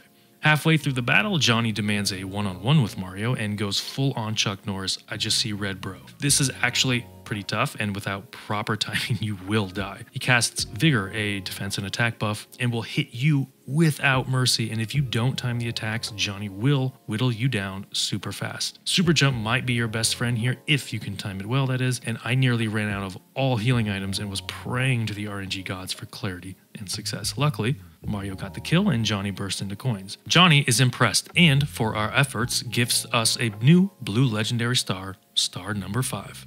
Heading back to Seaside Town, we are immediately confronted with Yardovik's gang, the gray lizard men from the Grand Mushroom Kingdom conspiracy. Do you remember that? Whom then extorts the newly acquired star from our hands. Spoken like a true lizard man, eh? Lucky for us, Johnny and his own gang of shark men come to our rescue and force the gray toads to form up as one mega gray bad guy, Yardovik Prime. The Yardovik boss is quite cool. The background art is one of the best in the game and really reminds me of 80s, 90s Magic the Gathering card art or something out of Wild Arms. Very Dust Bowl chic, as it were. Old Yardy boy has some tricks up his sleeves, however. He can use powerful AoE magics as well as splitting himself in two, a classic boss mechanic of the JRPG pantheon and genre. Yardovik's sprite, however, while curious and weird looking, is also very well animated and designed. So because of the SGI hardware that allowed the pre-rendered 3D CGI models to exist and be consistent with the SNES architecture and color palette, all of the 2D sprites in this game, or the 2.5D as it's sometimes called, create this unique hybrid mood and visual that games like Donkey Kong Country and this one used to great success. Though truthfully and specifically, Super Mario RPG had one extra little bit of pep in its step thanks to the SA1 chip, which allowed more processing, memory, and data storage and compression compared to its contemporaries and competition. That's a lot of C words. A bonus no doubt exploited and leveraged because of the late-in-life SNES, which of course is rather consistent across all consoles. I feel the last few games in the console's life cycle tend to have the most bells and whistles graphically and can utilize the hardware with much more proficiency and efficacy. It's simply more understood. Regardless, after taking care of Yardovik and his gang, Mario and pals read a note from Johnny telling us that the Smithy gang is headed somewhere across the sky via a massive battle axe. Okay, sure. And gives us with a key to the town, where we can release the imprisoned townsfolk and officially save the day. Now we can explore the town, buy some new gear, talk to the locals, rest up, and if we want, go back to Booster Hill and try the princess saving barrel jumping minigame in order to collect some beetles to trade for loot. See, another reason I love this game so much, and that the devs really understood what an RPG is to us consumers, is that there are minigames galore in Super Mario RPG, and those minigames do in fact provide some great loot on the side. So not only is it fun and a quick distraction from, the main gameplay loop, but it is also not that costly in terms of time, but greatly rewarding in terms of outcome. The holy combo. Pay attention, modern gaming devs. This is what RPG degenerates want. Content not for content's sake, but content because it's fun and rewarding. Hear that, Bethesda? That means no master locks being picked with nothing inside, god damn it. Our next stop is, well, the last stop, and by that I mean Land's End. Here we need to ascend a mountain side in order to reach the top where magical beanstalks grow so we can climb into the Cloud City. Did I mention this is a Mario game? Shit's gonna happen and it's gonna be weird. Deal with it. There are some fun enemies to fight here, and the environmental jumping is nicely done as well. Not the most visually interesting dungeon, I will admit, but nonetheless a nice respite from the cramped quarters of the haunted, sunken pirate ship. I particularly like the Bullet Bill fading platform jumping puzzle with the curious ghost Shy Guy. Again, to reiterate, the jumping you'd find in any other Mario game is well represented, even in RPG form here. Mario is basically, I don't know, a goddamn universal constant. It is known. Where there's a will, there's a Goomba to be jumped on. Now that we have ascended to the top of the mountain, we can cross the desert, huh? Okay then. Usually deserts are below mountains, not on top of them, but then again, this is a world where talking turtles and talking swords attempt to steal princesses out of kingdoms run by sentient toadstools, unless a fat Italian plumber who lives in a shack in a swamp can save the day by repeatedly jumping on their goddamn heads. So, you know, it is what it is. This dungeon is a bit of a pain, to be honest, but can yield some good experience. The whirlpool puzzle at the end will allow us to ascend the mountain.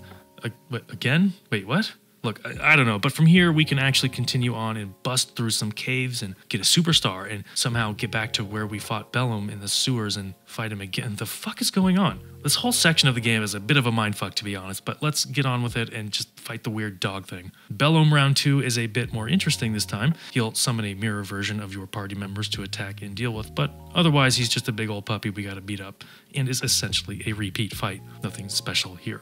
From there, we are escorted to a pipe by a rat, our patron saint.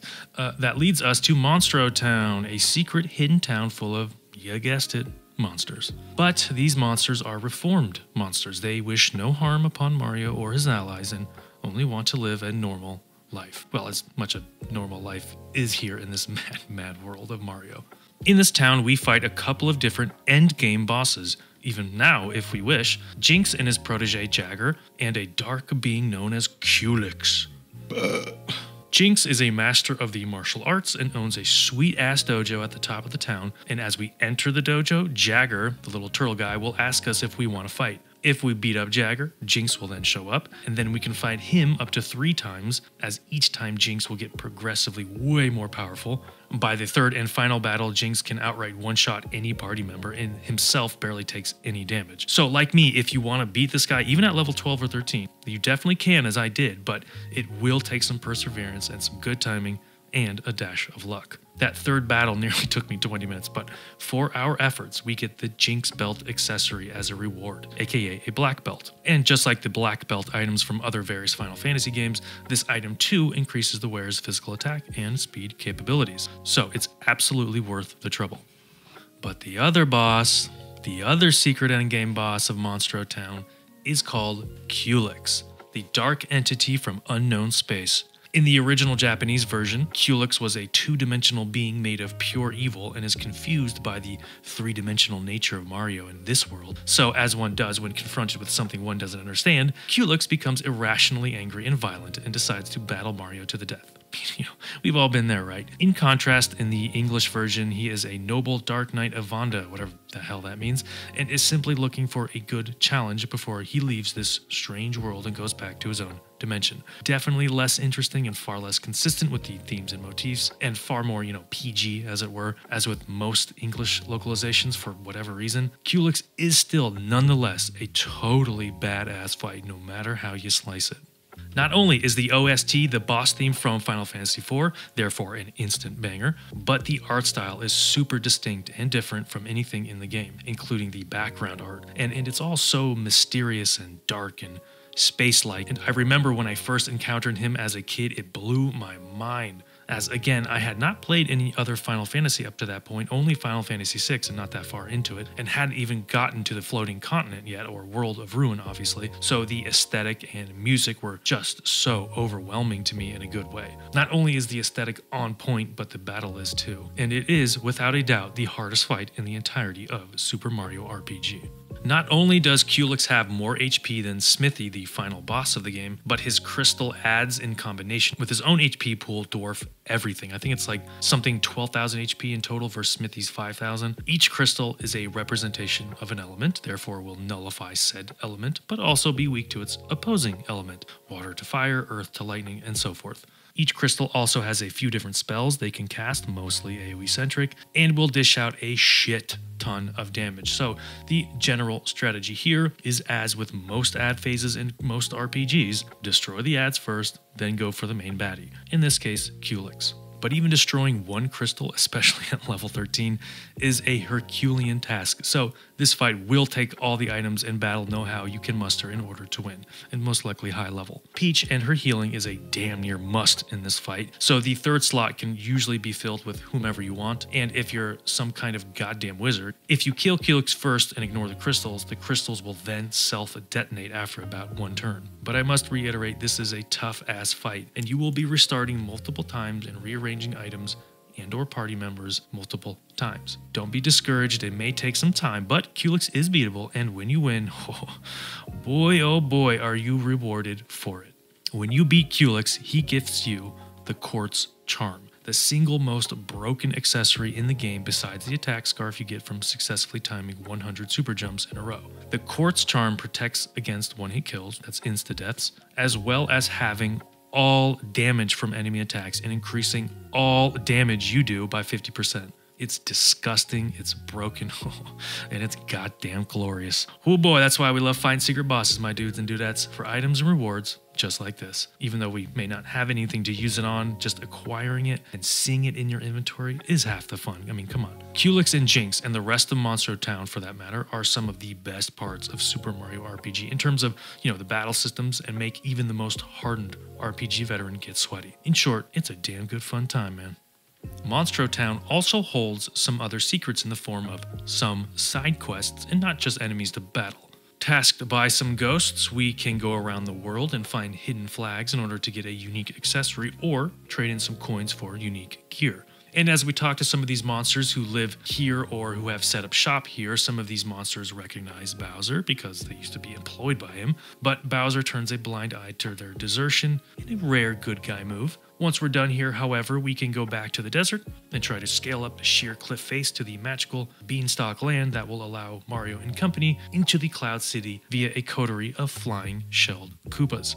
This little platforming bit is one of the best in the game, and again, just shows how creative and well programmed this game really is. Bean Valley is our next stop, and boy does it have a perfect October vibe. Blood orange coloring, slightly withered plant life, just a strong northern fall feel to it. This dungeon, however, is beset with bees and killer flowers and all kinds of piping, which, now that I think about it, begs the question, where does all this piping lead to anyway? In every Mario game, for that matter. What Mushroom Kingdom civil engineer or engineers deem this cavalcade of sewage necessary? The only reason a society or collection of peoples would need so much plumbing is because the population is dense enough where it would be necessary to scale the refuse outside the living space of its denizens. Otherwise, it would spread disease and illness rapidly.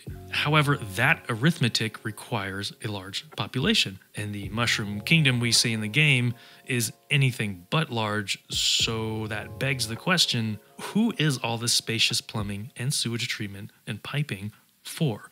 What does the Mushroom Kingdom administration do with all this, huh? Who's supplying the materials for the pipes, the construction for the space for the pipes, the surveying for the construction of the pipes in the space, and all the other cottage industries that surround such a project? Rome isn't built in a day, and sure as shit, so wasn't Mushroom Kingdom and its water treatment modalities. It feels like, it seems like, it's in preparation for something, or maybe someone. The space is rather unoccupied and mostly empty. There simply isn't enough refuse to logically call for this level of construction. And yet, here are pipes in the mountains near the Cloud City. Here are pipes near the sunken ghost pirate ship. Here are pipes in Marrymore, in Moleville, and inside the very mines themselves. Here are pipes everywhere, in every town, in every home. What could possibly be necessary for all these pipes and plumbing? Mushroom Kingdom and its pet projects seem to reach every corner of every facet of normal life for some ineffable curious reason. Oh, and we just happen to be under siege by sentient weaponry trying to gather wish-granting magical stars? Those are a lot of interesting players in this now interesting game, don't you think? I'm just saying, look into it. Do your own research. Keep that in mind as we continue on with our adventure. Regardless, in order to start climbing the magical beanstalks, in order to get to the Cloud City, we must first take care of the Piranha Plant boss. Not too hard, pretty straightforward, but he does transform your party into mushrooms a lot, so that's annoying, but after the fight we can start finally climbing. Another bit of 2.5D platforming, the beanstalks here are a bit confusing to navigate, but luckily don't last more than a couple screens. Again, I love how the developers recontextualized the old school Mario and Super Mario Bros. Games in a new light. Just like the times when Mario jumps above the blocks and can sometimes traverse the weirdly solid clouds, or the beanstalks that would sometimes grow from certain blocks when pounded. It's really just a love letter to anyone who has played a Mario game before, and that continues in Paper Mario and Mario and Luigi as well. So just climb a bit, beat up some super fat red-shelled Koopas, until eventually Mario and company reach Nimbus Land, and the Kingdom in the Clouds, and Mallow's true hometown. Nimbus Land, as you might expect, is a city in the clouds. The art direction and character design are on point here, as well as the earworm track that accompanies the place. There's a very buxom woman who has seemingly taken over the royal duties for this kingdom in the sky. Apparently, King Nimbus has fallen ill, and she has stepped up as regent. How nice of her. But like all kid-type shows or movies or games, tall, thin women with big boobs equals evil, so we obviously know some fuckery is afoot here, and Mario is gonna have to suss it all out, most likely by jumping on things and bonking things with a big-ass mallet. Lucky for us, Valentina says she has found the missing Prince Mallow, our Mallow, and this imposter is actually a 2-ton black dodo bird. So now we know what we gotta do. We gotta save the royal family, and reunite Mallow with his Cloud King daddy, and defeat Valentina. In order for us to sneak into the castle, however, and save Daddy Dearest, which by the by is being patrolled and occupied by Valentina's goons, we must Mission Impossible our way in, and to do that, we contact a local sculptor and purveyor of fine art, Garo. Historically speaking, it seems artists are worth their weight in gold when against an occupying force, and they are often the source or propagation for uprising and rebellion. Garo has agreed to sneak us into the palace by turning us into real fake statues. All goes well, and Mario and company make their ingress into the lion's den. The music here is top 3 tracks of the entire game, and the Valentina MIDI laughing soundbite that accompanies the harpsichord in the song is just the perfectly sweet cherry on top. The palace is garish and wonderfully gaudy, and again, really shows that the devs were pushing what the SNES could do. So much so that, to reiterate, Super Mario RPG had a special chip that allowed more processing, more power, better compression, aka a denser, more graphically demanding game. The colors, the monster design, the dungeon layout, the whole vibe of this place is extremely well realized and executed. However, about halfway through the palace map, we get to fight a classic enemy, an OG enemy, an all-star, if you will, Birdo, the pink, gaping-mouthed, egg-sucking and chucking dinosaur of doom. After we crack her egg, Birdo reveals herself and we must do battle. Lucky for us, she's a very easy fight, so we basically win in a couple of minutes, not much to be said about it. And from there, we just continue on the dungeon until we reach the throne room and reach Valentina and the fake Mallow. Valentina runs away and we give chase into the back exit. Eventually, we meet back up with her at the entrance of the palace in the middle of the Cloud City. Now we must do battle with the, real enemy, Valentina and her dodo guard dog, bird. This fight is interesting as Dodo will take one of your party members away and you'll have to fight him one-on-one before you can rejoin your other party members. Valentina does a lot of AoE spells and hits hard, so having Peach in your party is a real plus here. But otherwise, you're going to have to heal yourself or she will quickly overwhelm you. Still, keep up the pressure and damage, and eventually she'll fly off with Dodo and you'll win the fight. Congrats, we now have saved the Nimbus Kingdom. Rice Krispie treats are in the break room if you're hungry. Wait, you know what? Never mind about that one. Here, have some punch instead.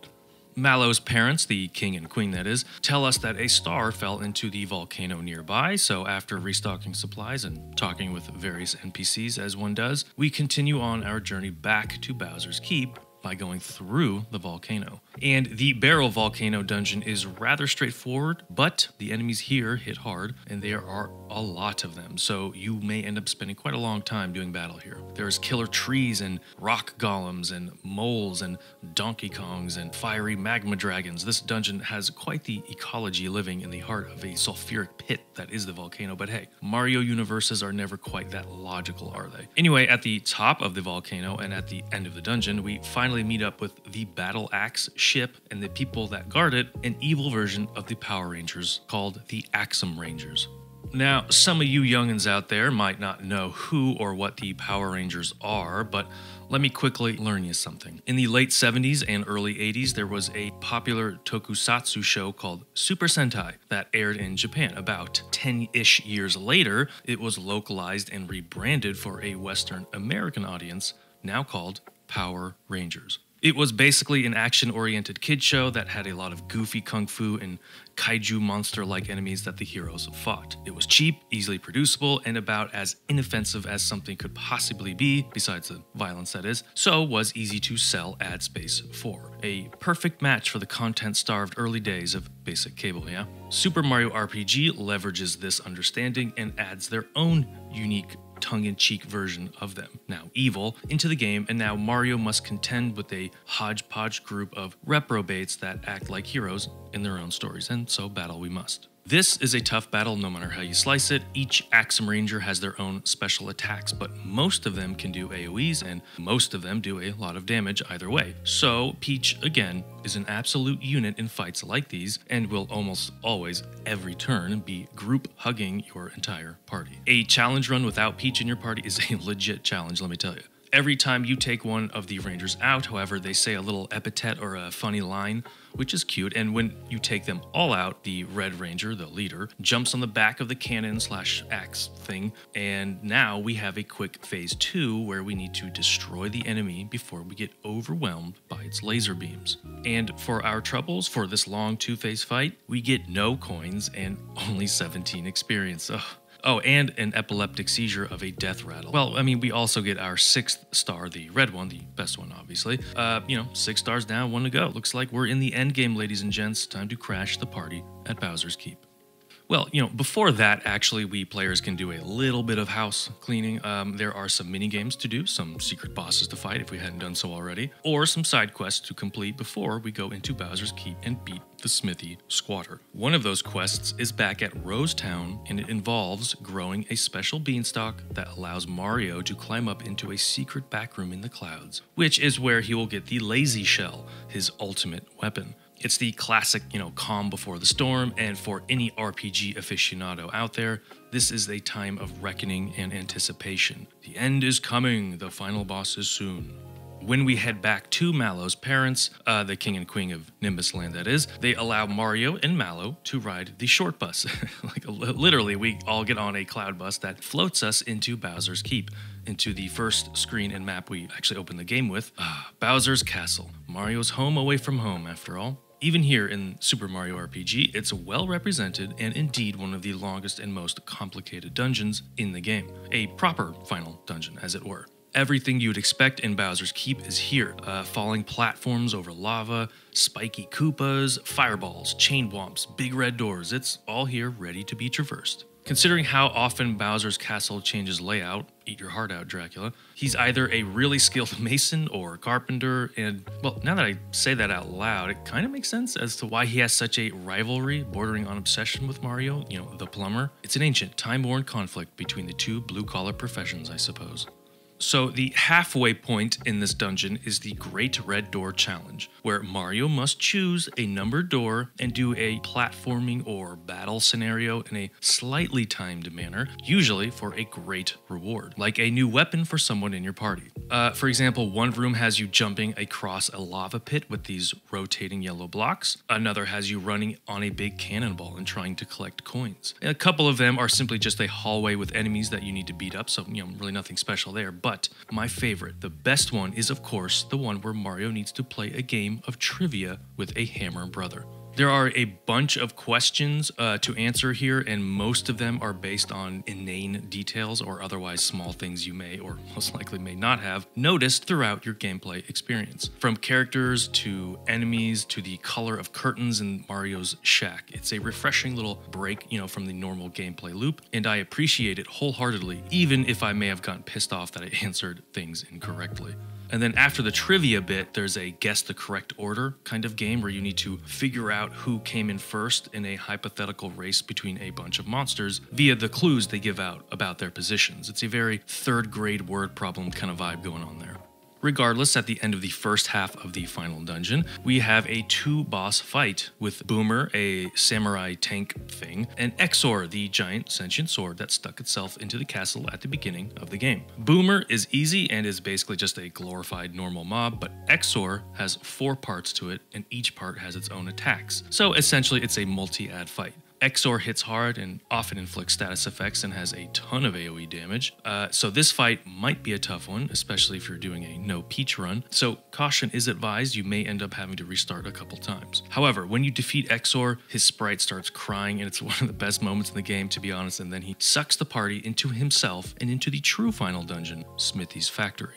We first arrive at the Nexus Between Worlds, a dark and mysterious place full of wind and stone. Geno confirms this is the reality between realities, and the Bowser's Castle is sort of a point of ingress for the weapon baddies to use. Bowser does not like this, obviously, and so musters all his courage and decides to kick these cretins out of his home. Off we go to the true final dungeon of Super Mario RPG. And like all final dungeons of all Final Fantasies, or old school RPGs for that matter, the music here is an absolute banger, no pun intended. The clashing hammer on metal sound, almost like a blacksmith hammer or like a sledgehammer pounding a nail into a railroad, perfectly complements the synthy saw bass and EDM kick. The melody and vibe of this OST cannot be undersold. It's easily one of, if not the best track in the entire game, and it's in 7/4 or 13/8 if you will. I mean, that's some impressive time signatures for a kid's game, mind you.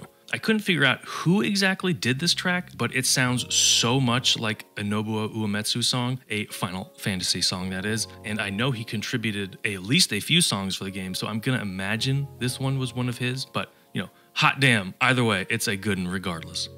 Not only is the first half of the dungeon well designed, the corkscrews Mario has to jump on in order to quote-unquote screw or move the platform down, the enemies are well versed and varied as well, and can test your party makeup if you're underleveled, undergeared, or not using Peach. The first mid-boss Mario needs to defeat is called Count Down, and as you might guess, is a giant analog alarm clock, complete with bells and whistles. The position of the hands on the clock determines some of Countdown's attacks or heals, very cute and clever, and the bells on either side of him can be taken out to reduce his attack efficacy if you want to, though just going for the main body is good enough. He can counterattack with instant death too, so equipping an accessory that prevents that can sometimes be a must. In the next section of the Nega Factory, we also fight the proto versions of the Axum Rangers, the non-colored, fresh off the factory line versions, so to speak. But, by this point, with all the side quests done and all the secret ultimate equipment earned, they're just not that much of a threat anymore. The whole dungeon is a carpenter's tool belt come to life. Hammers, nails, automatons, Shy Guy goons, metal monstrosities, ghosts. It's basically an environmental story unto itself if you really want to dig into it, like one of those safety training videos they show new hires and why you don't press buttons or walk near machines when you don't need to.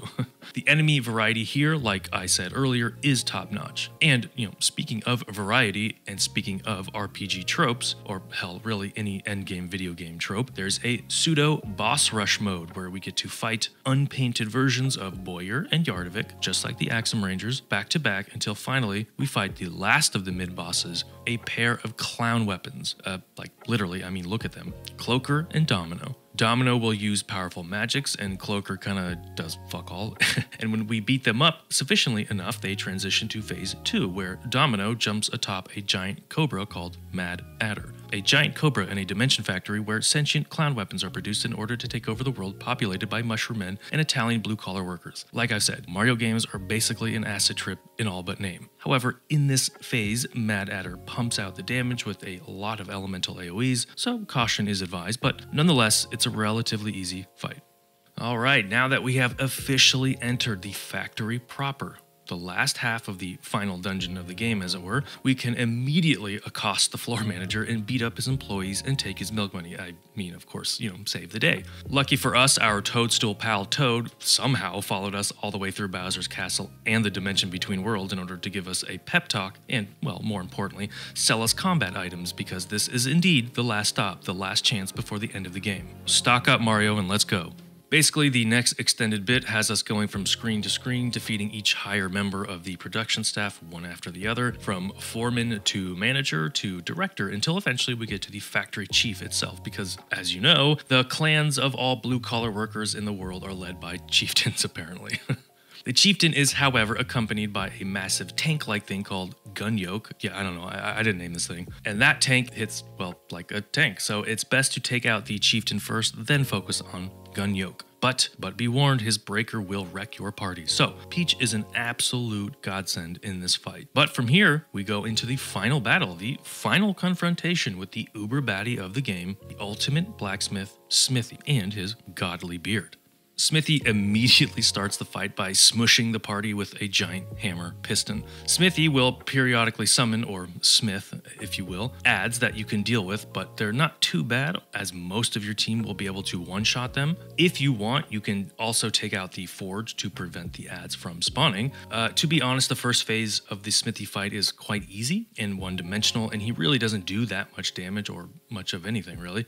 But the second phase, Jesus Christ, that's the stuff of nightmares. I mean, just look at that freaky ass sprite and background art. Some true cosmic horror uncanny valley shit right there. In this phase, Smithy will transform his head into various weapons of war, like a tank and whatnot, or a weird squid ghost thing, about as Lovecraftian as a Mario game will get, to be honest. And also, damn, is the music wild and anxious and weird in this phase. Smithy will do some odd timing AoEs as well that, if you're not prepared for, will seriously damage the party. I remember the first time I fought him, I had to actually restart the battle a few times because I just couldn't get the timing down. Smithy has the most HP out of any boss in the game, besides Culex, of course, so this fight will take a while, and if you didn't have the Lazy Shell or Star Shot or any of the other ultimate weapons or accessories, then this just, extends and exacerbates that whole effect threefold. No matter how you slice it though, it's a long fight due to his HP pool. Still, keep up the pressure and the healing, and you'll eventually win and defeat the main baddie of the game and get the last golden legendary star. With all of the legendary stars in tow, Geno has fulfilled his purpose and takes the stars back with him to the Star Road, or wherever he comes from, I guess, to the grand star place in the sky, I bet, yeah?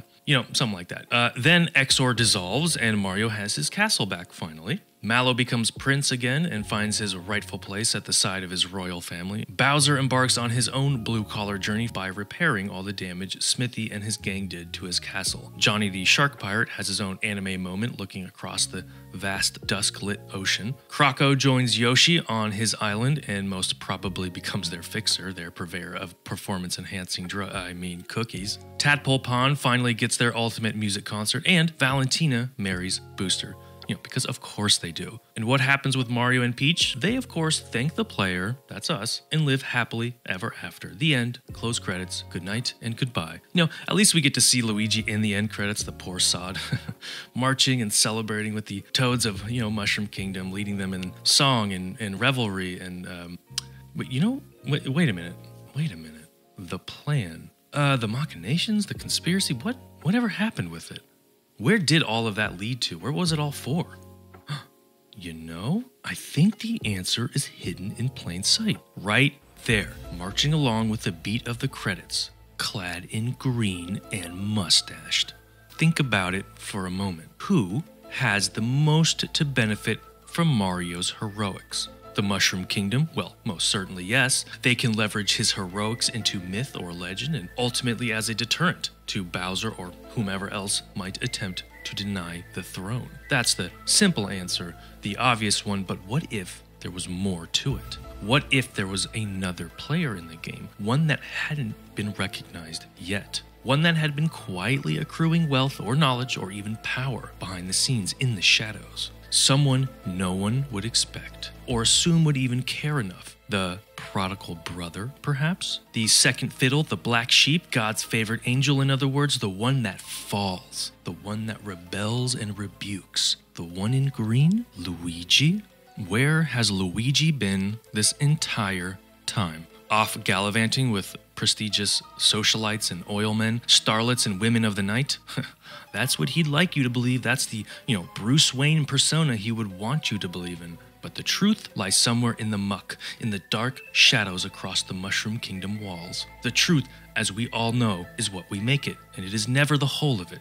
At most points, if one wants to obfuscate, to stay hidden, one needs to control the truth, the idea of it, the concept of it, the iteration and application of it. Turn a story into reality, back into myth. That's the real power. That's the real magic trick of it all. Mario is a man of principle and duty and action, so why not use those attributes, those foibles, to one's benefit? Let Mario do what he does, but then somehow cleanse the name from the deed. Make him a whisper on the wind. Make people know about it, but also not know about it. Minimize the details. Let the shadow grow, but the shape remain hidden. For if one controls the narrative, the words, the story, one controls the outcome, the victor, the spoils. Mario does what he does, so let him. Then plant the idea that he needs to constantly do it, and do it quietly, preferably outside the confines of the kingdom, perhaps, say, in a shack in the swamp.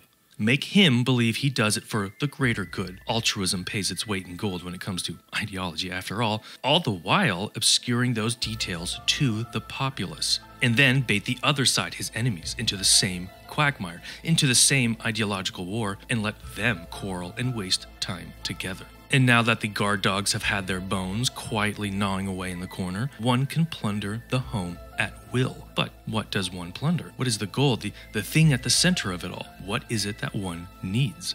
Let's go back to Star Hill, to the place of wishes and dreams. There are many here from many characters wishing a great many things, but one sticks out. One wish is above the rest. Quote, "I want to be a plumber like my big brother Mario," unquote. Luigi's wish, the only wish with a truly sordid genius. If Mario is to be a blank slate, essentially a tool in the plumber's belt as it were, and his actions are to be felt but not known, then what does this achieve? What does this allow? Sublimation, ascension, like wearing the face of a dead man. No one would be there to deny the truth. No one would be able to recognize the wolf in sheep's clothing, the lizard in the human skin. Let Mario do what he does, then push him aside, wish upon a star, and pave the road with gilded intentions. In business, this is often called a hostile takeover. Subsume what once was before it has any way to defend itself. All one has to do is make one big play, all at once, one big score, and drown the opposition.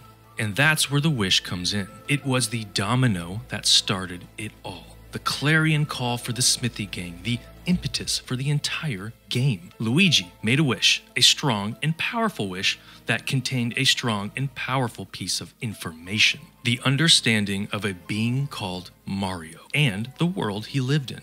Why, out of all the wishes one could wish that could end up on Star Hill, would someone wish to be a plumber like their brother? Unless, of course, that brother plumber is one of immense power and influence, which would make a juicy target for those wanting to acquire such power and influence, especially for a gang of sentient weapons from another dimension. And just like that, the starting gun goes off. Exor and Smithy crash into Bowser's Keep, and off we go on our adventure to save the Mushroom Kingdom. So now that we have the motive and the means, what is the goal? What is the thing that Luigi et al. Are after? Well, what else would any good despot reach for at any one time? Total and ubiquitous power. A realm that obeys an order, if you will. A new world order, that is. Luigi knows that such a new world order cannot be maintained by one person, be it dimensional monsters or a single man. It is thusly imperative that a form of government need to be at his beck and call to implement the new way of things in the world. Thus, somehow, in ways that are yet understood, Mushroom Kingdom becomes complicit, and they agree by sword or by pen to assuage Mario and allow the false flag of Smithy's gang. In order to strengthen something, remember, one must break it down first. And a kingdom of subjects is no different in that regard. Because, for Luigi, At the end of the day, he is at the head of the parade, the one all else follow, the one hiding in plain sight. Thus, you must ask yourself, what is better, to be the devil or to know the devil? I would say neither. It is better to benefit from the idea of the devil, regardless who the devil is or regardless of the reason. In other words, to win. Let the rabble discuss devilry, for the cake is sweetest when most bitter. Luigi has played his hand, his part, and for it has gained something so ineffable, so incalculable, that his influence and reach may never be fully understood or felt in years or decades to come. Luigi played the long game, and played it well. Everyone thinks the day is saved and the enemies are vanquished, and all the while never noticing the dark figure behind them, fangs bared and smiling. The true endgame hasn't even started yet, and God help us all when it does, for there will be no stopping the machinations of Don Luigi. The New World Order will come to heel, and all will know the name of the Luigi brothers. For you must understand, Luigi was never in the game, because Luigi was the game. All right.